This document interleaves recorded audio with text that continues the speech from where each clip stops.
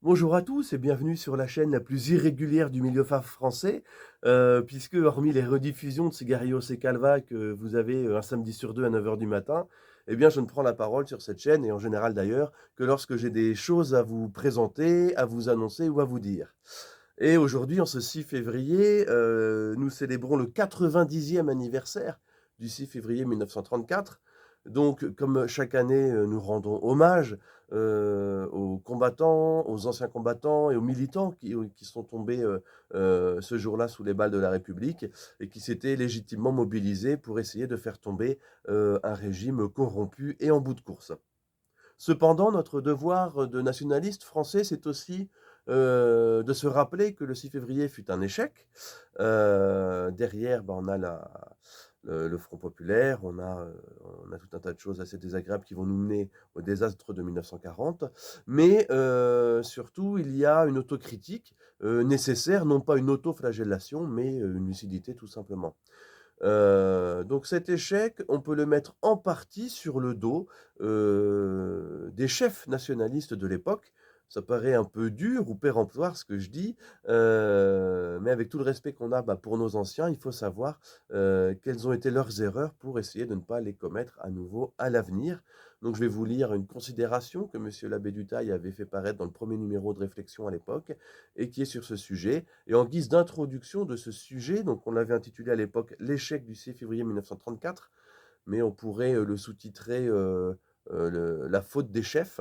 Nous utiliserons une phrase d'un des chefs, Charles Maurras, pour, justifier notre propos d'aujourd'hui. Je vous cite Charles Maurras: «La vraie tradition est critique et faute de ces distinctions, le passé ne sert plus de rien. Ses réussites cessant d'être des exemples, ses revers d'être des leçons». Voilà, c'est signé Charles Maurras, dont certains hommes, ont fait partie des événements du 6 février. Donc je vais vous lire cette considération de l'époque, en espérant, que ça vous soit utile, que vous puissiez apprendre des choses et puis ensuite creuser, de votre côté si vous voulez creuser tel ou tel point. Je commence. Dans l'histoire du nationalisme français, et même de la droite française en général, le 6 février 1934 reste l'une des dates les plus célèbres. Pourtant, il s'agit incontestablement d'un échec. Échec total, puisqu'il a même, à terme, entraîné l'union de la gauche au sein du Front populaire, puis la victoire électorale de celui-ci, débouchant, comme on le sait, sur l'une des plus grandes catastrophes de notre histoire. Mais cet échec était-il inévitable? Et sinon, pourquoi a-t-il eu lieu? Dans le contexte de crise économique consécutive au crash de 1929, l'éclatement de l'affaire Stavisky en janvier 1934 est la goutte d'eau qui fait déborder le vase.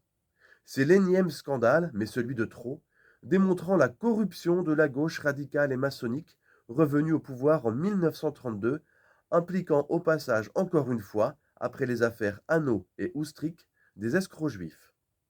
La confiance du peuple de droite dans les bonnes élections a été largement mise à mal suite aux victoires électorales de la droite en 1919 et 1928 et à l'absence de changements notables qui en est résulté. Maintien de la législation laïque ou de l'impôt progressif sur le revenu, présence de ministres de gauche dans les gouvernements, instabilité, etc. Ces circonstances avaient déjà entraîné, avant même l'éclatement de l'affaire, l'apparition ou le renforcement de ligues nationalistes. Action française, Croix de feu, Jeunesse patriote, Solidarité française, etc. Elles ont évidemment saisi l'occasion pour entraîner un grand mouvement de protestation contre la corruption du régime parlementaire. Mais si ces ligues pouvaient déjà mobiliser plusieurs dizaines de milliers de personnes, le mouvement fut bien plus large que leur seule clientèle. Des associations apolitiques comme la Fédération des contribuables, l'Union nationale des combattants et même l'Association républicaine des anciens combattants, proche du Parti communiste, sont descendus dans la rue en criant à bas les voleurs.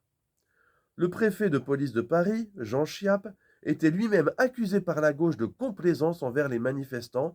Son limogeage déclencha d'ailleurs la manifestation du 6 février.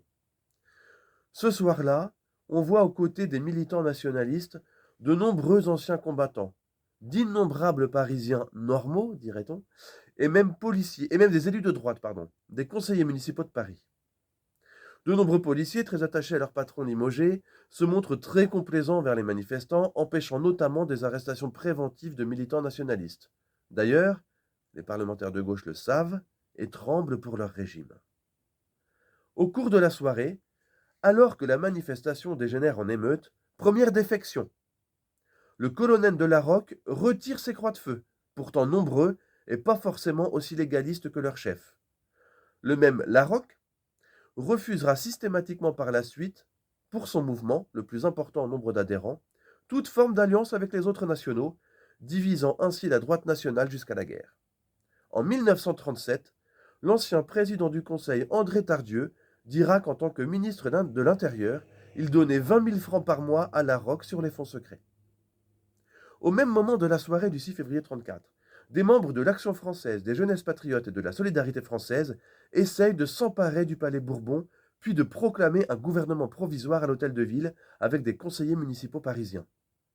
Cette tentative échoue à cause de la foule qui, ne comprenant pas le mouvement, préfère se diriger vers les combats sur la place de la Concorde. Deuxième défection. Charles Maurras et Maurice Pugeot, restés au siège du journal L'Action française, après avoir empêché Léon Daudet de rejoindre la tête de la manifestation, retiennent leurs troupes et donnent comme consigne de se replier à l'imprimerie du journal pour permettre sa parution le lendemain. Pour Maurras, les conditions du coup de force n'étaient plus réunies et cela aurait été un massacre inutile. Hardi dans la doctrine, mais timoré dans l'action, le maître ne sera jamais un chef. Le résultat direct de cette journée, mis à part les nombreux morts et blessés, est la démission du gouvernement d'Aladier le lendemain. Le président de la République Albert Lebrun appelle alors son prédécesseur Gaston Doumergue à former un gouvernement d'union nationale, et ce fut la troisième défection, finale et fatale. La majeure partie de la droite et des honnêtes gens, ayant manifesté le 6 février, se rallient à la figure rassurante de ce vieux méridional bonhomme, mais protestant et franc-maçon, radical de droite, donc à droite du centre-gauche. Mais avant même ces défections, il y avait déjà une défaillance majeure en amont des chefs nationalistes. Rien n'avait réellement été préparé pour un coup de force. Il n'y avait aucun projet commun des organisations appelant à manifester ou même d'une partie d'entre elles, alors même que leur programme se rejoignait sur un certain nombre de points. Cela à cause principalement du sectarisme, celui de Larocque, veillant jalousement sur l'indépendance et la respectabilité des croix de feu, celui de Maurras et Pugeot, n'approuvant un coup de force que s'ils ont la certitude qu'il débouchera sur la restauration d'une monarchie avec les Orléans à sa tête, les mêmes Orléans qui vont les trahir 3 ans plus tard. Mais aussi celui, plus anecdotique, de Marcel Bucard, avec son tout jeune parti franciste, qui refuse d'être assimilé à la droite et tient à sa spécificité à la fois nationale et sociale, pourtant partagée par toutes les autres ligues. Il n'y avait aucun gouvernement provisoire de prévu. Pourtant, les noms ne manquaient pas. Des élus municipaux parisiens, le Provost de Launay ou des Isnards par exemple, présents physiquement le 6 février, le premier, le Provost, ayant même été blessé. Des nationaux, Vallat, Henriot, Ibarnégaré, etc. Des chefs de ligue, le député Pierre Tettinger, chef des Jeunesses patriotes, ou le milliardaire François Coty, chef de la Solidarité française, et leurs adjoints respectifs, le jeune et actif Roger de Sèvres pour le premier, et le plus expérimenté commandant Jean Renaud pour le second. Et même des militaires prestigieux pour prendre la tête du nouveau régime, le maréchal Lyautey en premier lieu, mais aussi le maréchal Franchet d'Espéré. Ou, un peu plus jeune, le général Végan, tous trois réactionnaires et catholiques revendiqués.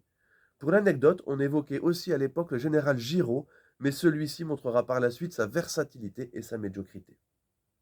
Si ce travail avait été fait en amont, si les chefs des différentes ligues avaient réellement prévu, même sommairement, un plan pour proclamer un nouveau gouvernement provisoire en cas de succès de la manifestation, ou si au moins ils avaient su saisir l'occasion le soir même, une révolution nationale aurait pu avoir lieu en France en temps de paix, sans occupation étrangère et guerre mondiale faussant les données.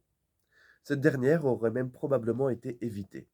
Voilà, chers amis, quelques considérations que je voulais partager avec vous sur le 6 février 1934, un discours qu'on n'entend pas souvent puisque, et c'est bien normal, on est plutôt dans l'hommage, En général, on rappelle 2 choses: que les nationalistes ont été courageux, qu'ils ont essayé de prendre le pouvoir et que la République était tellement corrompue que ça aurait été un bienfait pour toute la société si elle avait été, abattue ce jour-là. Néanmoins, il faut aussi se rappeler que, le milieu a eu des torts et des torts, vous avez pu, le voir, qui font parfois écho à certains torts qu'on peut encore avoir aujourd'hui dans le milieu. Donc voilà, je vous invite à méditer sur ces événements-là et puis bien sûr à rendre hommage à tous nos morts du 6 février. À très bientôt pour une prochaine vidéo. Salut!